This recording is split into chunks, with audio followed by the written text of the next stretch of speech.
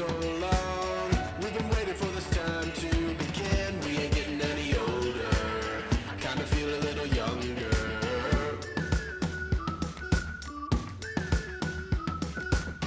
Run away and embrace the day. The sun is out, won't hello everyone, आप सबका स्वागत है मेरे यूट्यूब चैनल पे। तो जय श्री कृष्णा, जय श्री राधे। आप सब कैसे हो? तो आज जो हम बात करने वाले हैं, इस बुक के बारे में बात करने वाले हैं कि हम हमारे यूपीएससी में सबसे इम्पोर्टेंट इतिहास क्यों माना गया है। मतलब जो और सारे सब्जेक्ट हैं, हिस्ट्री भी हैं और ज्योग्राफी भी है, इकोनॉमी है, पॉलिटी हैं, सारे कुछ हैं।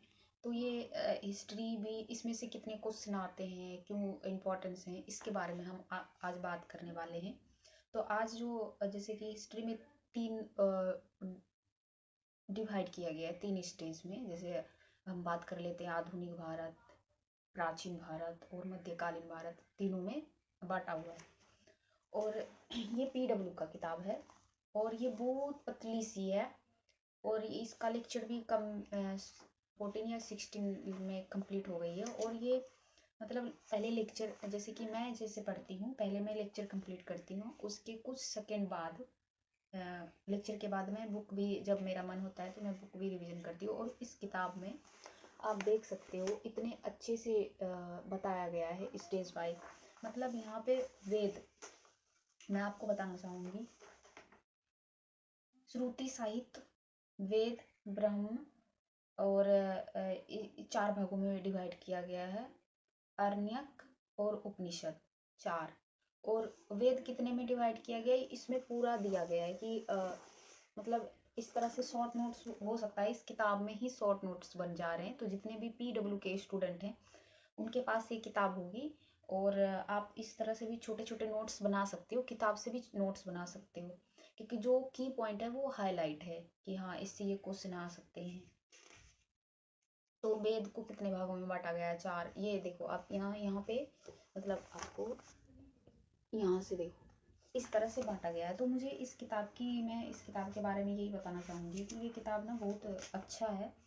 और मुझे लगता है कि क्लास नोट्स और ये बुक अगर बार बार पढ़ते हैं तो हमें सारी नॉलेज मिल जाते हैं इससे।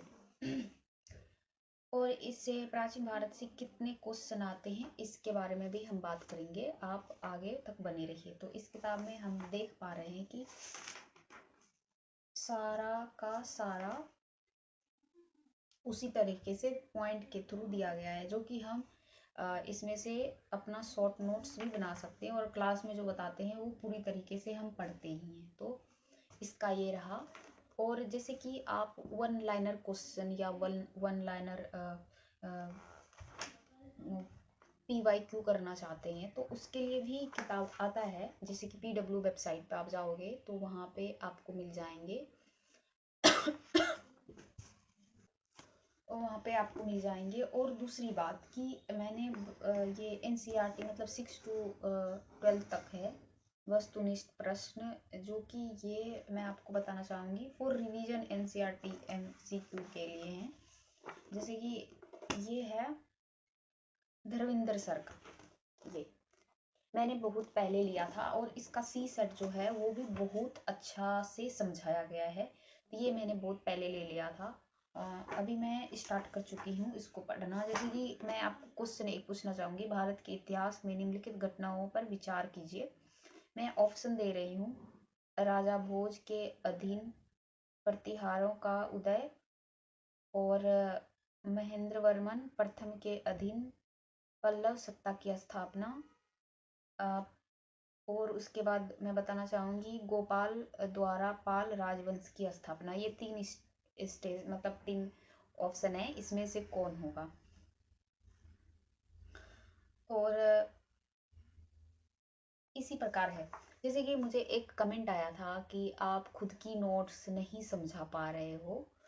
तो ऐसे बोलना और कैमरे पे बोलना में बहुत अंतर होता है। मैं ऐसे बोल लेती हूँ और ऐसा नहीं है कि मैं ये जो मैं वीडियो बनाती हूँ ये सीखने के लिए ही बनाती हूँ। तो अच्छी बात है, आप कमेंट करते हो, इसके लिए थैंक यू।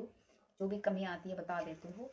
तो कैमरे में बोलना और ऐसे बोलने में बहुत फ़र्क होता है, और मैं बोलने के लिए ही ये वीडियो बनाती हूँ, सीखने के लिए, कि मैं ताकि मैं कैमरे पे भी बोल पाऊँ और ऐसे भी बोल पाऊँ, दो चार लोगों के बीच भी बोल पाऊँ, ताकि मुझे किसी भी प्रकार का कोई भी डर, कोई निश्चय, कोई संकोच ना हो।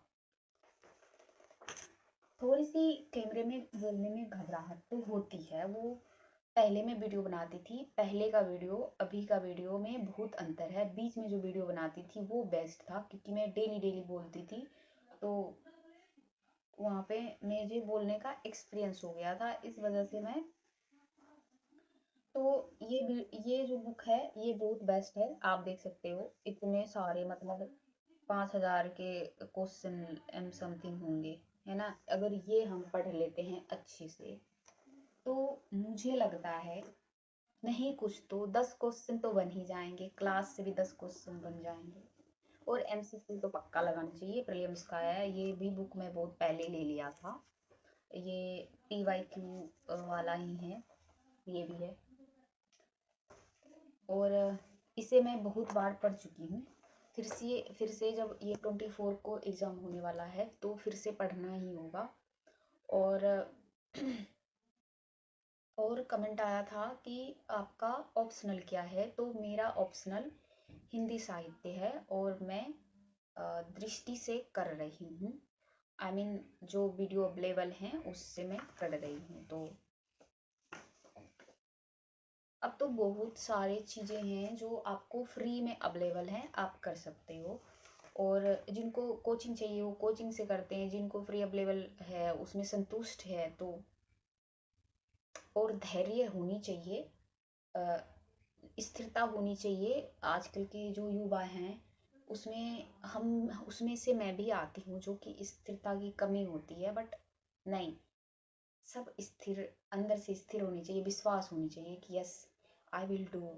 और मैं मैं जैसे हिंदी में बातें करती हूँ, मैं सोच रही हूँ ये सारी चीज़ें एक्सप्लेन इंग्लिश में करूँ, बट अगर मैं इंग्लिश बोलना स्टार्ट कर दी तो फिर कमेंट आएंगे आपका ये मिस्टेक है वो मिस्टेक है। बट मैं सोच रही हूँ 2 घंटा डेली मैं इंग्लिश को दूँ, क्योंकि इंग्लिश मेरी अच्छी है, बट कम्युनिकेशन स्किल में थोड़े से डाउन है, तो मैं ये इस साल में मैं ये स्ट्रॉन्ग करूँगी इंग्लिश।